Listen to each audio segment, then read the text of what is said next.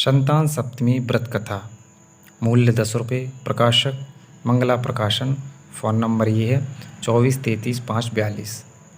मंगला प्रकाशन 9201 गली नंबर 4 कैलाश नगर दिल्ली 110031। मूल्य 10 रुपये है, पहले 5 रुपये था। अथ संतान सप्तमी व्रत कथा। एक दिन महाराज युधिष्ठिर ने भगवान से कहा, प्रभु कोई ऐसा उत्तम व्रत बतलाइए जिसके प्रभाव से मनुष्य सांसारिक दुख क्लेशों से दूर हो सके, होकर के पुत्र एवं पुत्रवान हो। यह सुन भगवान बोले, हे राजन, तुमने बड़ा ही उत्तम प्रश्न किया है। मैं तुमको एक पौराणिक इतिहास सुनाता हूँ, सो ध्यानपूर्वक सुनो। एक समय लोमस ऋषि ब्रजराज की मथुरापुरी में वसुदेव देवकी के घर गए। ऋषिराज को आया हुआ जानकर दोनों ही बहुत प्रसन्न हुए तथा उनको उत्तम आसन पर बैठाकर उनकी अनेक प्रकार से वंदना व सत्कार किया। फिर मुनि के चरणोदक से अपने घर तथा शरीर को पवित्र किया। मुनि प्रसन्न होकर उसको कथा सुनाने लगे।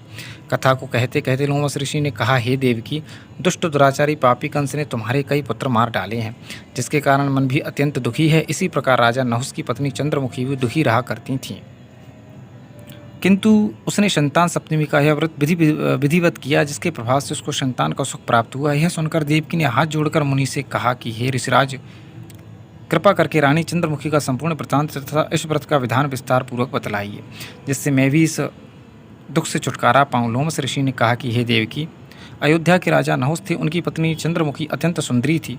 उस नगर में विष्णुगुप्त नामक एक ब्राह्मण रहता था। उसकी पत्नी का नाम भद्रमुखी था। वह भी अत्यंत रूपवान व सुंदरी थी। रानी और ब्राह्मणी में अत्यंत प्रेम था। एक दिन वे दोनों सरयू नदी में स्नान करने के निमित्त गईं। वहाँ पर उन्होंने देखा कि बहुत सी स्त्रियां सरयू नदी में स्नान करके निर्मल वस्त्र पहनकर एक मंडप में श्री शंकर जी एवं पार्वती जी की मूर्ति स्थापित करके उनकी पूजा कर रही थीं। रानी और ब्राह्मणी ने यह देखकर उन स्त्रियों से पूछा कि बहनों, तुम सब यह किस देवता का और किस कारण से पूजन व्रत आदि कर रही हो? तथा उन औरतों ने कहा कि हम संतान सप्तमी का व्रत कर रही हैं और हमने शिव पार्वती का पूजन अक्षत आदि षोडशोपचार विधि से किया है। यह सब इसी पुनीत व्रत का विधान है। यह सुनकर रानी और ब्राह्मणी ने भी यह व्रत करने का मन ही मन संकल्प किया और घर वापस लौट आई। ब्राह्मणी भद्रमुखी तो इस व्रत को नियम पूर्वक करती रही, किंतु रानी चंद्रमुखी राजमत के कारण इस व्रत को कभी करती, कभी ना करती, कभी भूल जाती। कुछ समय बाद दोनों मर गईं। दूसरे जन्म में रानी ने बंदरिया और ब्राह्मणी ने मुर्गी योनि पाई, परंतु ब्राह्मणी मुर्गी की योनि में भी कुछ नहीं भूली और भगवान शंकर तथा पार्वती का ध्यान करती रही। उधर रानी बंदरिया की योनि में सब कुछ भूल गई। थोड़े ही समय के बाद इन दोनों ने यह भी देह त्याग दिया। अब इनका तीसरा जन्म मनुष्य योनि में हुआ। उस ब्राह्मणी ने तो एक ब्राह्मण की कन्या के रूप में जन्म लिया तथा रानी ने एक राजा के यहाँ राजकन्या के रूप में जन्म लिया। उस ब्राह्मण पुत्री का नाम भूषण देवी रखा गया तथा विवाह योग्य होने पर उसका विवाह गोकुल निवासी अग्निभिल नामक ब्राह्मण से कर दिया गया। भूषण देवी इतनी सुंदर थी कि आभूषण रहित होते हुए भी अत्यंत सुंदर लगती थी। कामदेव की पत्नी रंभा भी उसके सम्मुख लजाती थी। भूषण देवी के अत्यंत सुंदर स्वर्ण सर्वगुण संपन्न चंद्रमा के समान धर्मनिष्ठ कर्मनिष्ठ सुशील स्वभाव वाले 8 पुत्र उत्पन्न हुए। यह सब शिवजी के व्रत का पुनीत फल था। दूसरी ओर शिव विमुख रानी के गर्भ से कोई पुत्र नहीं हुआ और वह निसंतान दुखी रहने लगी। रानी और ब्राह्मणी में जो प्रीति पहले जन्म में थी वह अब भी बनी रही। रानी जब वृद्धावस्था को प्राप्त हुई तब उसके एक गूंगा व बहरा बुद्धिहीन अल्पायु वाला पुत्र हुआ और वह 9 वर्ष की आयु में ही इस क्षण भंगुर संसार को छोड़कर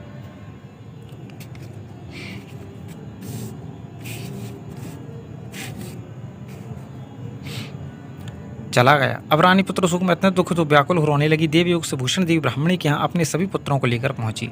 रानी का हाल सुनकर उसे भी बड़ा दुख हुआ, किंतु उसमें किसी का क्या वश है। कर्म और पूर्व के लिखे को स्वयं ब्रह्मा भी नहीं मेट सकते हैं। रानी कर्मच्युत थी ही, इसी के कारण उसे यह दुख देखना पड़ा। अतः रानी उस ब्राह्मणी के इस वैभव और 8 पुत्रों को देखकर मन ही मन उससे ईर्ष्या करने लगी तथा उसके मन में पाप उत्पन्न हुआ। उस ब्राह्मणी ने रानी के संताप को दूर करने के लिए अपने 8 पुत्रों को रानी के पास छोड़ दिया। रानी ने पाप के वसूत होकर उन विप्र पुत्रों की हत्या के लिए बेचारे से लड्डुओं में जहर मिला उसको खिला दिया, परंतु भगवान शंकर की कृपा से एक भी बालक की मृत्यु न हुई।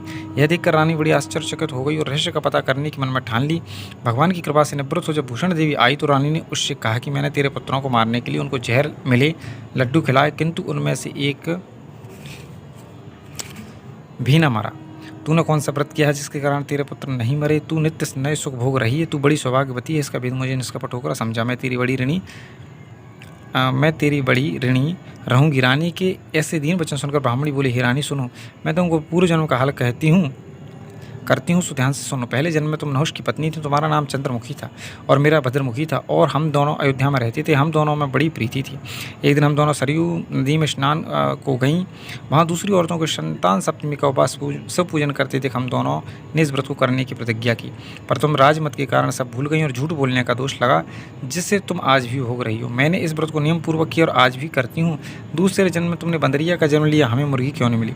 भगवान शंकर की कृपा से इस व्रत के प्रभाव से मैं इस जन्म में भी न भूली और निरंतर उस व्रत को नियमानुसार करती रही। तुम इस संकल्प को इस जन्म में मैं भी भूल गई।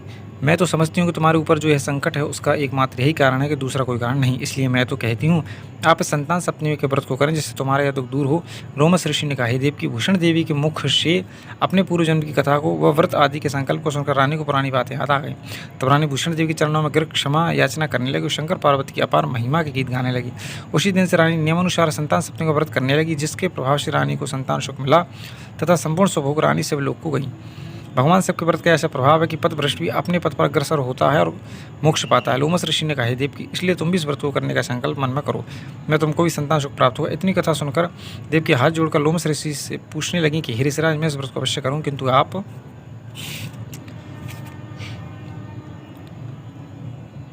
कल्याणकारी संतान सुख देने वाले इस व्रत का विधान विधिपूर्वक समझाइए। यह सुनकर ऋषि बोले, हे देव की, यह व्रत भादव मास की शुक्ल पक्ष को सप्तमी के दिन किया जाता है। उस दिन ब्रह्म मुहूर्त में उठकर किसी नदी अथवा कुएं के जल से स्नान करके निर्मल वस्त्र पहनने चाहिए। फिर शंकर व पार्वती जी की मूर्ति स्थापित करें। इन मूर्तियों के सम्मुख सोने चांदी के तार अथवा रेशम को ले के गांडी बनावे। उस गंडे में 7 गांठें लगानी चाहिए। इस गंडे को धूप दीप अष्टगंध से पूजन कर अपने हाथ में बांधें। शंकर जी से अपनी कामना पूरी होने की शुद्धि भाव से प्रार्थना करें। बाद में 7 पुत्र बनाकर भोग लगावें। साथ ही पुआ एवं यथाशक्ति सोने व चांदी की अंगूठी बनाकर एक तांबे के पात्र में रखकर उसका षोडशोपचार विधि से पूजन कर किसी ब्राह्मण को दान दें। उसके बाद 7 पुआ स्वयं प्रसाद के रूप में ग्रहण करें। इस प्रकार व्रत का पारायण करना चाहिए। प्रति मास की शुक्ल पक्ष की सप्तमी के दिन हे देव की, इस व्रत को इस प्रकार नियम पूर्वक करने से समस्त पाप नष्ट हो जाते हैं और भाग्यशाली संतान की प्राप्ति होती है तथा अंत में सब लोग की प्राप्ति होती है। हे देव की, मैंने तुमको संतान सप्तमी का व्रत संपूर्ण विधान पूर्वक वर्णन किया है, उसको अब तुम नियम पूर्वक करो, जिससे तुमको संतान की प्राप्ति होगी। इतनी कथा कहकर भगवान आनंद कुंद श्री कृष्ण ने धर्मावतार युधिष्ठिर से कहा कि लोमस ऋषि इस प्रकार से हमारी माता को शिक्षा देकर चल दिए। ऋषि के कथनानुसार हमारी माता देवकी ने इस व्रत को नियम अनुसार किया, जिसके प्रभाव से हम उत्पन्न हुए। यह व्रत विशेष रूप से स्त्रियों के लिए कल्याणकारी है ही, लेकिन पुरुषों की भी संतान रूप से कल्याणदायक है। संतान का सुख देने वाला, पापों का नाश करने वाला, यह सब से उत्तम व्रत है। इसको हर प्राणी स्वयं भी करे तथा दूसरों से भी करवावे। नियम पूर्वक जो इस व्रत को करता है, भगवान शंकर और पार्वती की सच्ची मनुष्य आराधना करता है, वह निश्चय ही अमर इसको प्राप्त करके अंत में सब लोग को प्राप्त होता है। इस